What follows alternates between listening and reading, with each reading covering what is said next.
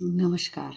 अब जो नक्षत्र में अगला नक्षत्र जो बनता है, नक्षत्र की दुनिया का मैंने एक सीरीज़ शुरू की है। मैंने एक बहुत लंबा-लंबा जो वीडियो बनाया था हर एक नक्षत्र के लिए, तो उसमें क्या था कि कुछ चीज़ें छूट भी गई थी और लंबा मतलब वीडियो आप लोगों ने काफ़ी पसंद किया था। अब जो बची हुई उसमें सब्जेक्ट हैं, उनके लिए मैंने ये सोचा कि शॉर्ट में बताना चाहिए। कभी कोई परेशानी आती है तो आपको इस वीडियो से काफ़ी कुछ राहत होगी। अब अगला नक्षत्र जो है अश्लेषा नक्षत्र है।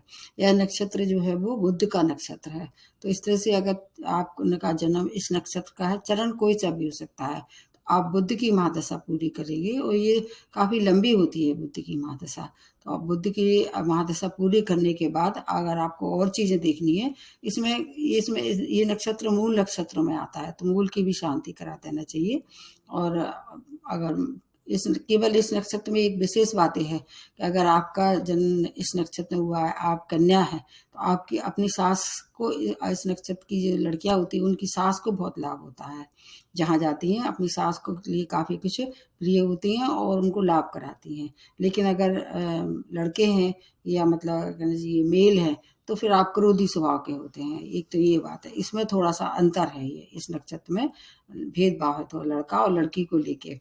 और भाग्योदय जहाँ तक है वो 30 वर्ष के बाद ही होता है। 30 वर्ष के लिए थोड़ा-सा इंतज़ार करना पड़ता है और ऐसे आपके जो विपरीत ग्रह हैं जैसे कि मंगल हैं आपके लिए अच्छे ग्रह नहीं माने जाएँगे, क्रूर ग्रह माने जाएँगे।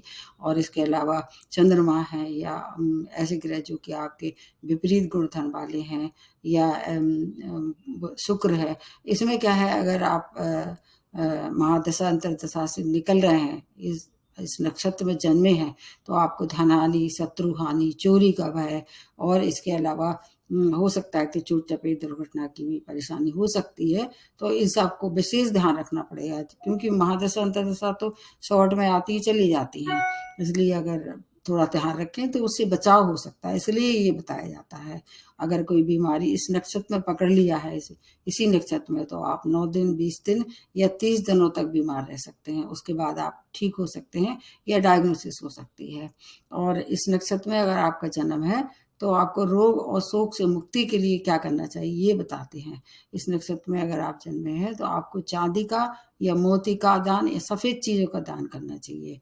एक तो ये है। दूसरा अगर कुछ और जैसे मान लीजिए जहाँ तक है फूल की बात है तो चंपा का फूल जो नागकेसर जिसको कहते हैं, उसके पेड़ लगवाना चाहिए और या किसी भी तरह से उसके संपर्क में रहना चाहिए। वो फूल अपने पास रखें, उसको मतलब उसको सुखा के अपने जहाँ कोई अच्छा काम करने जाते हैं, शुभ काम करते हैं, उसको ये फूल की जो पंखुड़ी अपने पास रखें और इसकी शांति ज़रूर करना चाहिए मूल नक्षत्र की। फिर देखना आपको कितना फ़ायदा ये कराएगा और आपकी रक्षा भी करते रहेंगे।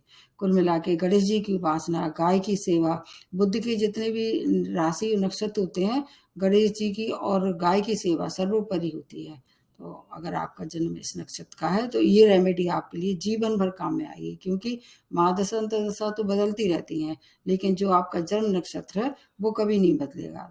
ये आपको ध्यान रखना होगा कि आपका अगर जो नक्षत्र स्वामी है उसको प्रबल करते रहें, उसकी शुभता लेते रहें, आपके जीवन के बहुत से संघर्ष स्वयं ही कम हो जाएँगे और धीरे-धीरे करके समाप्त हो जाएँगे। यही समाप्त करते हुए धन्यवाद।